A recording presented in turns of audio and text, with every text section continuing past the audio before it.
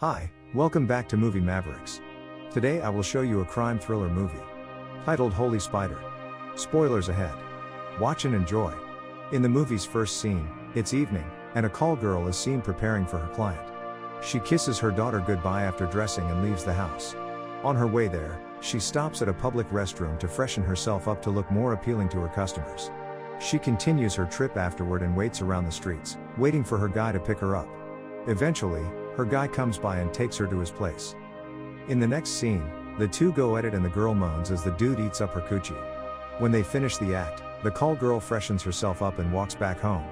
On the way home, she stops by and buys opium from a dealer in the street. She takes a few puffs and gets on her merry way to the town square. When she gets there, she gets down to satisfy another customer. This time, she BJs someone's pee-pee in his car. The cops pass by during the act and this ruins the whole thing. The customer left unsatisfied, so he pays her half of the price they agreed on. The call girl isn't happy at all, so she leaves immediately. She sticks around the streets late at night waiting for her next customer. This time around, her next customer is a middle-aged man who came on a motorcycle. He shows her his cash, picks her up, and takes her to his place. At his place, the middle-aged man leads her upstairs in the dark to his room. The call girl gets a weird vibe and decides to call it quits. The man wasn't about to let her go. So, he holds her hostage and strangles her to extinction. He covers her body with a carpet, puts her on his motorcycle, and rides the body to a secluded part of town. Getting there, he drags the body through the rocky ground and buries it there. Once he's done, he drives back home. A few days later, a reporter named Ebrahimi arrives at the city of Mashhad, Iran, which is the place the killer committed the crime. She arrives in the dark and stays at a motel. The next morning, she takes a taxi to a proper hotel to stay at during her time there. Upon getting there, she has some trouble getting a reservation because she is an unmarried woman roaming the streets. She tells them she's a reporter there for work and they let her in afterward. Ebrahimi gets to her room and wears her hijab. Then, she steps out of her room and heads straight for the news station to meet another reporter named Sharifi. Sharifi tells her about the weird murders they've been having lately. He also says the murderer calls him after every murder to tell him where to find the body, almost like he wants to know or was looking for some kind of publicity. Ebrahimi scolds him for keeping this to himself and then asks if he had any recordings of any of the calls between him and the man. Sharifi shows her some of the recordings and Ebrahimi listens to Sharifi and the killer argues. Elsewhere, Saeed Azimi, a construction worker, finishes his day's job and heads straight home. He stops by the newspaper stand, buys himself some newspaper, and heads back home. He joins his family at dinner in his house and is served by his wife, Fatima Azimi, who complains about him being absent most times. She tells Saeed, her husband, that his parents and kids complain about his indifference when it comes to life matters. Saeed ignores her and watches the news instead. In the next scene, Ebrahimi visits the police station. She asks the chief of police for any updates on the recent murders around town. He provides very vague details about the case and gives Ebrahimi the impression that the police force may be in support of the heinous crimes. The chief of police warns her against ridiculing the police force, but Ebrahimi doesn't succumb to his threats. Instead, she gives him a cigarette and asks to see the files about the murder, promising not to expose any of the details. After her meeting with the chief of police, Ebrahimi gets back to her hotel room. Before sleeping, she dictates some words to a particular person on the phone and they discuss a story they're working on together. The next day, Saeed takes his son, Ali, on a motorcycle ride through town. Now that motorcycle had some striking resemblance to the one the killer used in the first murder of the movie. Anyways, Saeed and Ali get to a shrine to pray for their family. They do just that and return back home. By nightfall, Saeed rides his motorcycle through town and spectates some call girls on the streets eyeing him. He feels disgusted at them and just continues riding his motorcycle till he gets to an opium dealer. He picks her up on his motorcycle and takes her somewhere unknown. The next day, he calls the station and tells them about another murder he's committed. Turns out Saeed's the murderer after all. Ebrahimi and Sharifi, on the other hand, drive to Mashhad's courthouse to talk with a respected judge. They have a discussion with the judge, who gets the notion they're there to badmouth the court, thinking that they support the recent elimination of call girls on the streets. So, he blatantly tells Ebrahimi and Sharifi that the court does not stand for such nefarious acts. He also says they're silent because they don't want to cause mass hysteria in Mashhad. Ebrahimi quits her passive-aggressive interrogation and asks for any files relating to the murders. The judge rejects her request and sends them on their merry way. On their way back to the news station, Rahimi tells Sharifi that she has to go visit the girls and get a first-person story of how they're treated by the ruthless men of Mashhad. Sharifi writes the call girls off as depraved members of society and tries attacking Rahimi over a rumor he heard some time ago. Rahimi warns him not to get too trigger-happy and that it won't end well for him. Sharifi backs off. In another scene, Saeed is seen playing with his daughter after observing his prayers. He steps out of the house afterward to get something and returns shortly. When he gets back, he meets one of his old friends, an ex-veteran like him, playing with Ali. Saeed gets nervous and stylishly takes his friend out of his house. A few minutes later, Haji and Saeed drive out of Saeed's house. Haji asks Saeed if there was another woman, seeing as his friend is always nervous around his wife. Saeed says there's no other woman and then goes on to blab about martyrdom and taking out corrupt women from the streets.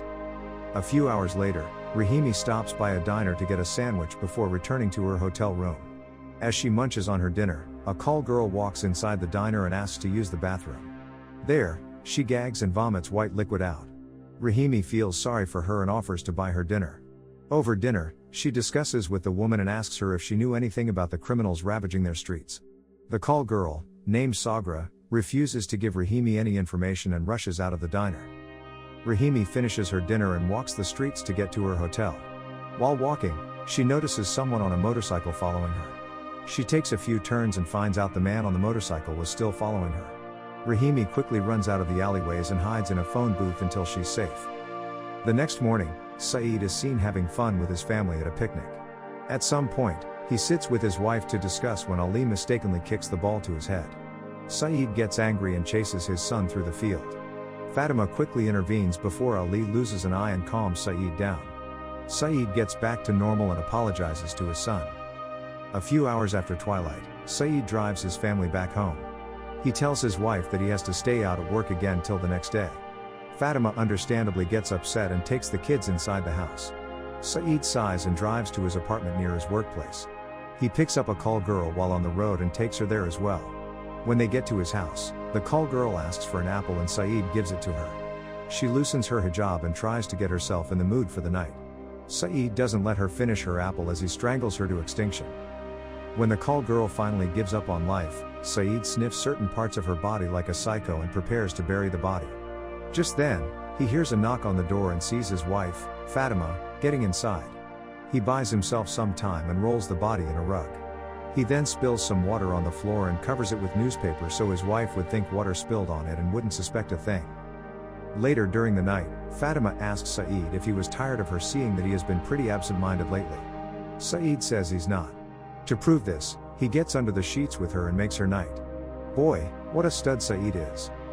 The following day, Rahimi and Sharifi drive out to another burial site.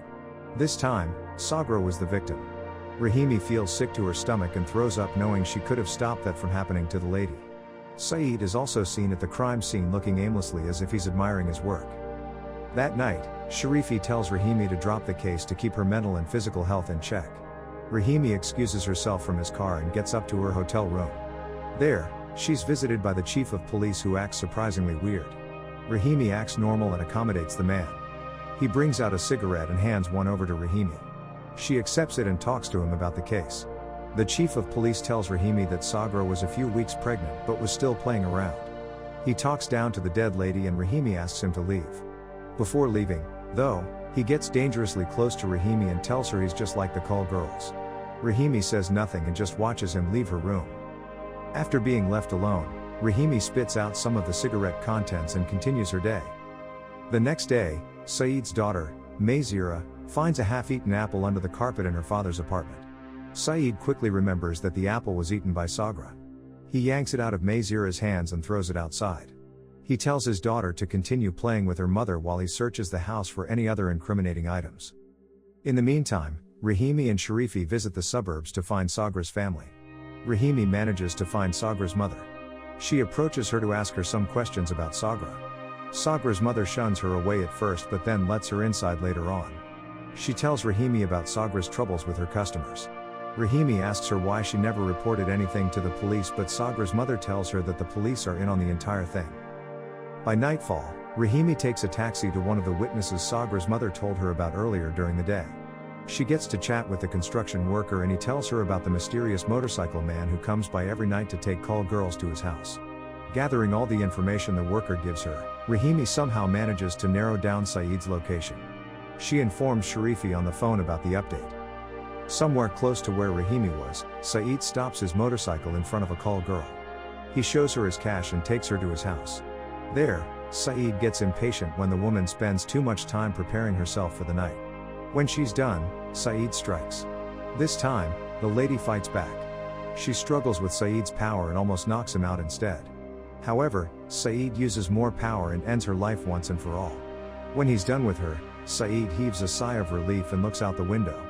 Just then, he hears the woman giggling aggressively as she wasn't gone yet. Saeed gets angry and finishes her up completely. Once he's done, he covers her body in black cloth and drags her down the stairs. He places her on his motorcycle, making it appear like she was resting on his motorcycle, and takes her to get buried. In the next scene, Ebrahimi is seen at a place she knows to be visited frequently by the Spider Killer, which is the name given to the serial killer ending girls. Nothing happens that night, so she goes home to try again later. The next day, Saeed's seen at a newspaper stand checking updates on the Spider Killer's reputation. Seeing that there are no major updates, he gets back home to have lunch with his family. Fatima notices a bandaged cut on his hands and asks him about it. Saeed lies and says he got it at work. A few hours later, Saeed gets on his bike again to carry his second job. Ebrahimi, on the other hand, is seen making calls to one of her friends as she wears her makeup for the night. After dressing like one of them, she walks to the same place she was the previous night and waits for the motorcycle killer to appear. She almost loses hope when, all of a sudden, Saeed stops by and gives her a ride. Ebrahimi tags along with a suspicious look on her face and follows Saeed to his house. Sharifi follows suit. Saeed notices he's been followed by a car. So, he goes through thin alleyways to lose the trailer. Once he's in the clear, he gets to his place. Ebrahimi keeps her cool and follows Saeed to his apartment. Inside, she takes a bathroom break to activate her recorder and arm herself with a pocket knife. Then, she returns to the living room and introduces herself as Zara. Saeed finds out other fake information about his new victim and tells her she looks like a beginner. He goes down low to strangle Ebrahimi. However, she quickly catches on and bites his hand. Saeed begins the struggle to end his victim's life as quickly as possible, but Ebrahimi manages to free herself and scream out loud. Saeed quickly gets his hands off her and begs her not to shout too much so as not to alert the neighbors. Ebrahimi keeps quiet and runs out of Saeed's house. Saeed quickly rushes back inside to hide anything incriminating. Then, he throws himself on his bed and laughs maniacally to sleep. The next day, Saeed gets a visit from the police. Fatima and Ali watch Saeed get dragged out of his own home by the police on multiple counts of murder. What can you say? It was just a matter of time. Up next, the Hajj of the courthouse makes a statement to the press, telling them that they can't let Saeed go due to his high kill count. That night, Saeed looks out of his cell and prays before going to sleep. Back at home, Ali asks his mother about his father's crimes. Fatima tells him Saeed was only doing the Lord's work. To her, the Lord's work involves terminating or cleansing the streets of these call girls. Ali gets his mother's perspective and goes to sleep. The next morning, he gets to the supermarket to buy some groceries for home. The shopkeeper sympathizes with him and tells him that his father would be back home in no time. He also grants them free stuff in the meantime. That afternoon, Saeed faces the court for his trial. He makes a few jokes in front of the judge about his killings and tells the people that his actions are justified. The trial is adjourned till further notice, and Ebrahimi visits Sagra's house again with Sharifi. This time, they meet Sagra's father and get to talk to him about his daughter. Surprisingly, Sagra's father and mother both defend Saeed for ending their daughter. They say Saeed helped them rid Mashhad of unclean women. Ebrahimi and Sharifi continue their interview nonetheless and finish it in time. On their way back to the office, Ebrahimi tells Sharifi that she gets the feeling that the higher-ups would exonerate Saeed. Meanwhile, Fatima and the kids are visited by an official. They ask him for updates on their father's case. Fatima tells the judge that Saeed's done nothing wrong and he should be freed. After all, he's only helping Mashhad. The judge reassures Fatima that everything would be fine and even says they started a petition to exonerate a serial killer. The trial continues for a few days, and this time, Saeed's lawyer tries a sneaky move to save his client. He emphasizes Saeed's ex-veteran past to make him sound like he was crazy when committing such murders. Saeed, however, takes the podium and tells the court that he's not crazy at all and he knows what he's doing. The trial ends shortly and everyone goes home. When it's visiting hours, Fatima visits Saeed to talk some sense into him. Saeed acts like the psycho he is and doesn't even console his wife. He assures his wife that he'll be out very soon and that they shouldn't worry too much about him. Next up, he speaks with Ali and cheers him up. Ali tells him his friends are already bullying him in school, calling his father the woman killer. Saeed then tells him not to mind them and explains word for word the exact methods he used to kill the women. Later on, Ebrahimi interviews Fatima. She asks her how she feels about the whole thing. Fatima defends her husband and tells the reporters that Saeed's only doing what the government should have done years back. Ebrahimi argues with her about her beliefs, but Fatima tells her she's standing with her husband on this one. The next trial day is the day judgment is to be passed. Saeed is called to the podium to say his last words before the verdict is passed, and he says a prayer. Outside, people come by in droves to support their new favorite celebrity, Saeed. During recess, Saeed gets to his last interview with Ebrahimi. She asks him for his kill count and Saeed says he's ended 16 call girls in the last couple of years. Ebrahimi's disgusted and continues talking to the vile criminal. Saeed tells Ebrahimi about his new supporters and says he feels confident that he'd be let off the hook. After the short recess, Saeed hears the verdict. He's sentenced to death by hanging for committing 12 aggravated murders. Saeed walks gracefully as he's about to be executed in his cell. A few minutes later, the Haji and the Imam meet with Saeed in his cell and tell him not to worry too much about anything. They tell him that they've got his back and nothing is happening to him. The time comes for Said to be executed. He meets his family one last time and tells them he'd be fine since the Imam supports him. Fatima and his parents keep crying out loud as they fear Saeed may be killed. Soon, Saeed is taken by the officials to the execution room. Ebrahimi's there to witness the whole thing. She asks for him to be lashed with 100 strokes of the whip before he's executed. An official takes Saeed to a room and pretends to whip him the 100 strokes. Then, Saeed is taken to the execution room, still under the notion that he's to be freed. However, he's double-crossed when the guards put him in handcuffs and tie the noose around his neck. Saeed's world comes crashing down as he realizes he's about to be executed for real. He shouts out the Imam's name hoping for execution. However, the Imam doesn't come. Saeed's killed seconds later. Sharifi gives Ebrahimi a ride back to the bus stop and asks her out before she enters. Ebrahimi blushes a bit and gives him a kiss on the cheek before sheepishly running inside to catch her bus. After settling down on her bus, she brings out her camera and watches some of the footage on it. In the final moments of the movie, Ebrahimi watches Ali on the camera properly explaining how his father carried out all his murders. He recreates the ideal scene with his sister, from the planning to the amount of time it took his father to make a kill to even how he did it. Ali finishes the tape telling whoever's listening that his father's judgment was too harsh, seeing as he was only cleansing the streets of Mashhad from these corrupt women. And that is the end of this movie. If you enjoy this movie and are willing to see more, please make sure to drop a like, and subscribe to the channel, with bell notifications on, so you never miss our future videos, and until next time, guys, take care.